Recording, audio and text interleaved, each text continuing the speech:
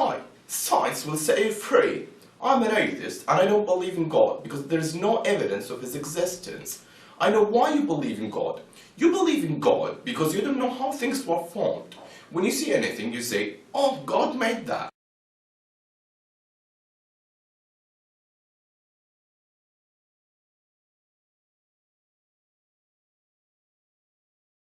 That shows how short-sighted and ignorant you are. You attribute it to God because you don't want to find any other explanation for its existence. You believe in God due to your ignorance. And if there is a God, then who created this God? Well, I really respect you, but I don't agree with what you have said. Do I believe in God because I don't know any other explanation for creation than I attribute it to God? Actually, no. I based my belief in God on knowledge. How?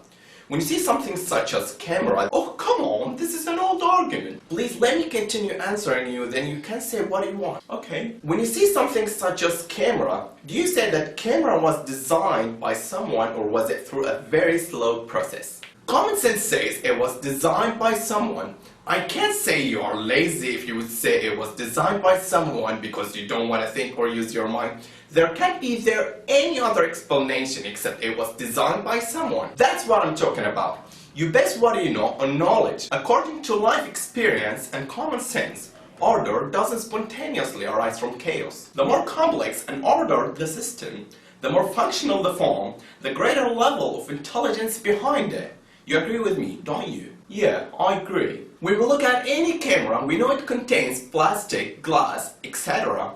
And we know it all comes from sand and oil. If you found this camera in the desert, can you say this camera came from billions of years of random events? No. Why? As we agreed, order doesn't spontaneously arise from chaos. Good. So what about the origin of the first cell? It's by very slow process. Okay, now let's see if random events or a very slow process could produce one cell or even one protein. Protein consists of amino acids, and there are more than 250 varieties of amino acids in natural. Only 20 are found in the living organisms. The selected amino acids in protein must be left-handed, not right-handed. After the proper amino acids have been selected in the correct amounts, they need to be arranged in a particular sequence for protein to be formed. After arranging in the correct sequence, the selected amino acids must be joined together with a peptide bond. If the process I just told you about doesn't occur, then amino acids won't form a protein. I'll try to make it simple for you to understand by giving you an example. Let's say we have 20 blind men, each with a deck of playing cards. And what we want are 200 playing cards in the correct order, which are a total of 1040 playing cards. The correct order is Ace, 2, 3, 4 up to the 10 of hearts for each blind man. And give each blind man one deck of cards after you're done shuffling them. Then let each blind man to lay out the playing cards in the correct order. What is the chance that one blind man lay out the 10 cards in the correct order? It's quite unlikely, but yet, it's not impossible. Okay, what if there were 2 or 3 blind men? Still not impossible. What if there were 15 or 20 blind men? That's impossible! But let's say that a miracle had occurred and those 20 blind men laid out the playing cards in the correct order. The issue is that those 20 blind men won't be able to know if they laid out the playing cards in the correct order or not. They have no goal or a purpose behind laying out the playing cards. I mean, nothing will stop them if they approach to the correct order because they don't know if they are doing it right. They'll continue. And the same idea applies to amino acids when they come together to form a protein. The deck of cards are like the various amino acids, and the 200 cards in the correct order like the 200 amino acids in the correct order that form the proteins. And blind men are like the random conditions that would assemble the amino acids to form a protein. What will maintain the correct order of amino acids when they approach to the precise order? Well, there is a natural law which controls the order of things. For example, I can't program a software program on the computer which can't direct the playing cards to be in the correct order. But your program has been designed by you. It was designed to choose a certain blank card that gives us the correct order and to maintain the correct order. So, who wrote this natural law that recognizes and chooses the required amino acids in the exact order and maintains the complex organization of the amino acids? Remember, order doesn't spontaneously arise from chaos. So, the first issue is the impossibility of this grouping in the correct order. The second issue is amino acids are unaware whether they approach the correct order or not. And the third issue is maintaining this in the correct order and also recording the details into code and copying them, then again copying them. Could the very slow process produce such a law like that? Russian scientist Alexander Operin said, the spontaneous formation of such an atomic arrangement in the protein molecule would seem as improbable as the accidental origin of vowels and need from scattered letters. And all what we are talking about right now is only one protein. All these complexities are only in one protein. How complex do you think a cell that contains hundreds of proteins is? أم خلقوا من غير شيء أم هم الخالقون. Now, let's escape to the biggest issue, which is consciousness. Think for a while of a piece of clay in front of you. Do you think that given 1 trillion years or infinite time that this clay could suddenly or even gradually become conscious and aware of its surrounding and identity the way you are? It could never happen. And the same goes for any kind of matter. It could never become aware, never think, but you position is that. Are you talking to me, mate? No, I mean, you're talking to me, don't you? Yeah, you. Consciousness can't be something materialistic or physics. It's something different. When you dream, you see some things you didn't choose to see, and it seems like reality.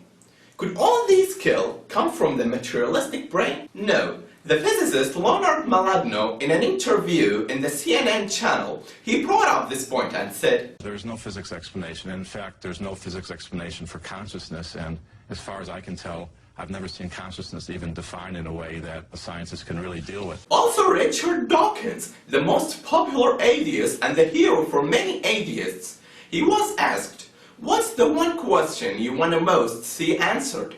He said, how does subjective consciousness work? How does it evolve? And what's going on? When I have my own private feelings and you have your own private feelings, what happens when I see something red?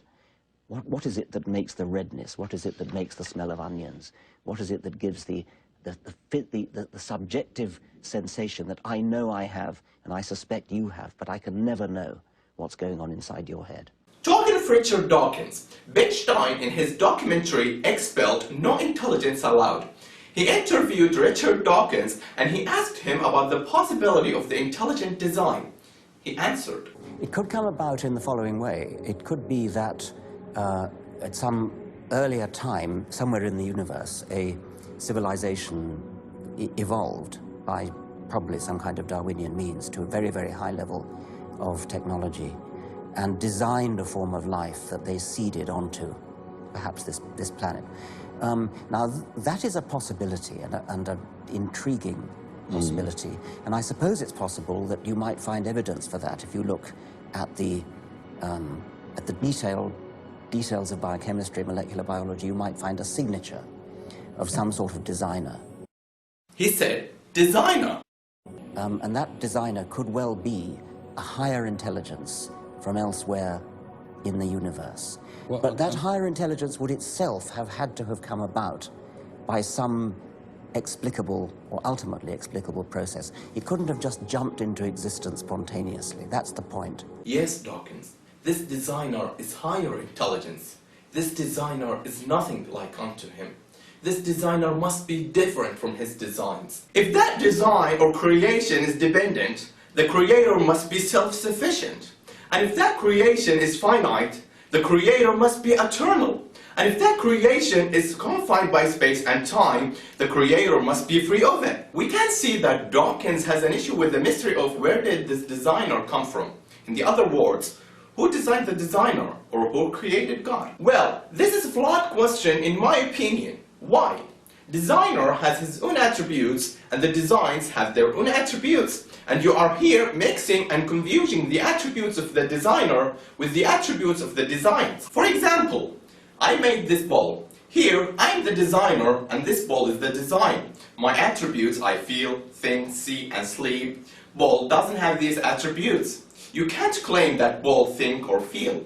And you can't associate the attributes of ball with me. The ball doesn't have the ability to comprehend what I feel or think because its attributes are limited. And the designer has superior attributes than the design. I'll repeat the example, but I'll replace the word me with the word God. And replace the word ball with the word me. God made me. God is the designer and I'm the design. God's attributes are self-sufficient, eternal, and not confined by space and time. I don't have these attributes, and you can't claim that I am eternal or self-sufficient. You can't associate my attributes with God. I don't have the ability to comprehend or imagine that God has no beginning, because my attributes are limited, and the human mind can't comprehend everything. This is something beyond our grasp.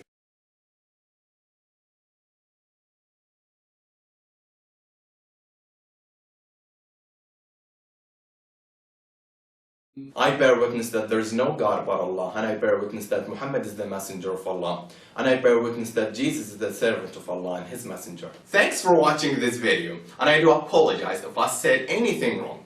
See you later.